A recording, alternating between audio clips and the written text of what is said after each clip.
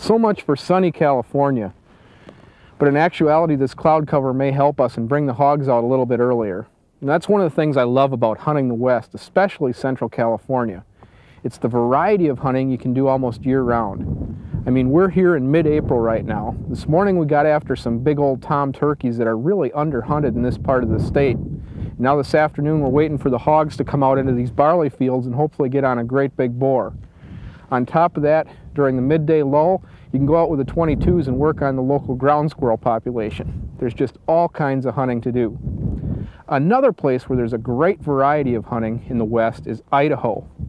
And there's some hidden gems there as well, as Greg Gitcho, North American Hunters Executive Director, found out when he went to Idaho after whitetail deer. When most hunters think of Western big game hunting, they probably think of a September rut hunt for a big bull elk. But last August, I had the opportunity to hunt whitetails in Idaho as a guest of Boulder Creek Outfitters and Tim Craig. Bill Jordan, president of Realtree Camouflage, who's hunted here for a number of years, invited us on this exceptional adventure. This scenic area near Peck, Idaho and the Clearwater River is home to abundant big game species, as well as Merriam's turkeys, quail, and pheasants. It's truly a sportsman's paradise. Right from our very first sit in the stand, we saw good numbers of deer, including does, fawns, and some bachelor groups of bucks. And the really unique thing is that the bucks were still wearing full velvet on their antlers.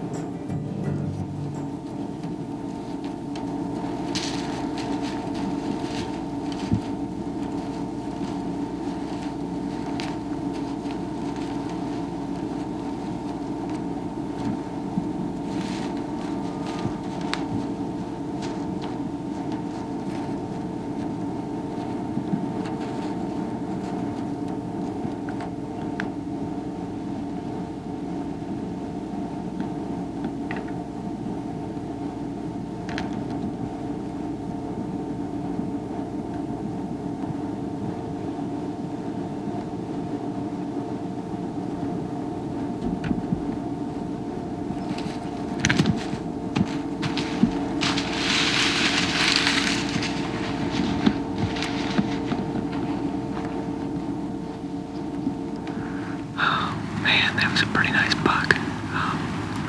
He was downwind of us, only about 20 yards. We're wearing our scentlock suits this morning, and he did not smell us. He just saw a little bit of movement. We were trying to get him in position, and I wanted him to take about 4 more steps. There's an apple tree just in front of him, and I've got a good shooting lane right there.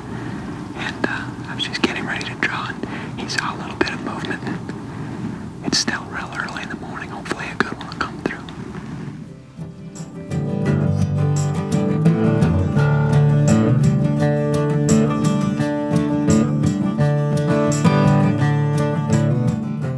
Getting ready for an evening hunt, and I'll kind of describe the situation we've got here. During the day, these deer like to bed in this thick timber up above us high on these hills. You can see the thick pine trees, and it's real shady and cool in those areas. The temperatures have been hot. It's been about 100 degrees during the day, so it seemed like they like to get in those draws in the shade and bed down for the day. And they come off these hills, these high hills, in the afternoon and head down to the fields. There's some alfalfa fields down below, and on the way down there's a lot of apple trees that they'll stop and feed on. A lot of various fruit trees, pear trees and plums. So we've got to stand a couple hundred yards up this trail, just on this side of it, to catch these deer coming off of the hill. And we've been glassing these hillsides the last couple of days and have seen a couple of really good bucks coming off these hills. We just hope that we've got the right tree picked out, so we're gonna head up there.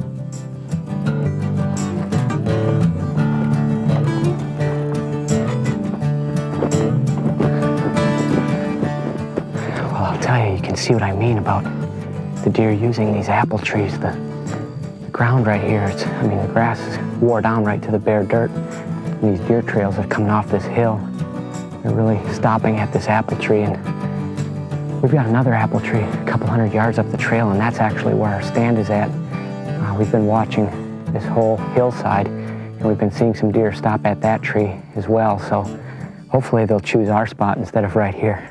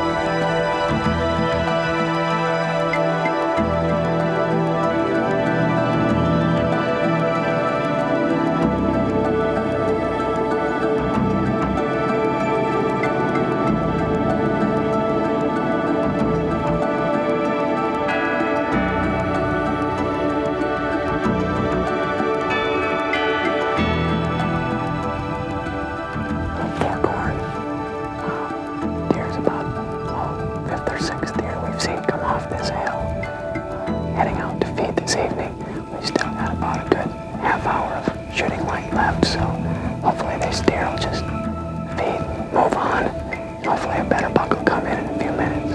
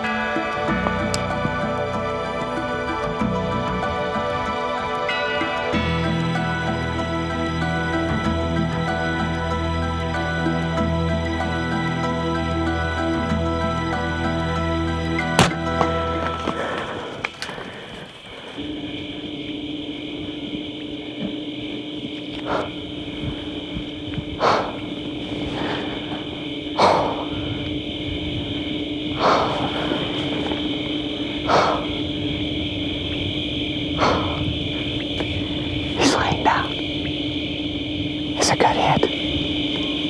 Yes. Yes.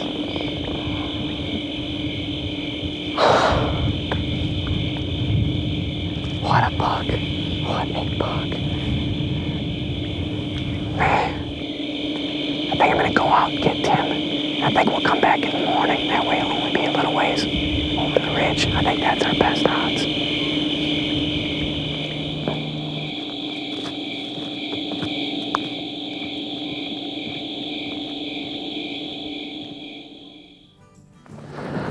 Yeah, it looks like we went up this ridge right here, right in this trail here, Greg. Pretty good tracks right here. No, look. You got a Y here. I don't know. Let's see. Looks like he's going right Look here. uphill here.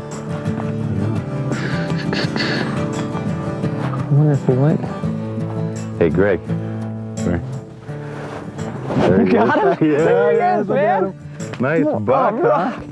Look at that Oh, guy. That's man. a beautiful deer you got there, Greg. He looks bigger this morning than he did last looks great, night. doesn't he? That's a nice buck there, Greg. Oh, I'm so relieved.